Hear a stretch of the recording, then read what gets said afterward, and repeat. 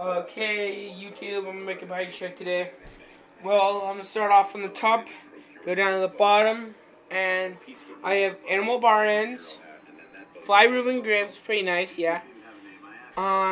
Colt death row bars, shadow stem, some stock headset, We the People forks, Fit FAF tire 2.25 in the front, and Fit FAF tire 2.3 in the back.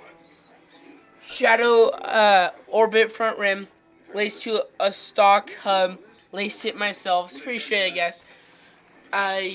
Shadow pedals, profile GL cranks, shadow sprocket, United seat, animal wedge post, shadow chain, assault back wheel, the Colorado, the black eye Colorado frame.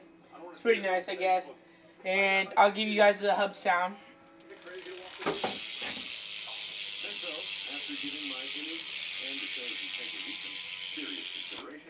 Well, yeah. That's my bike check, YouTube.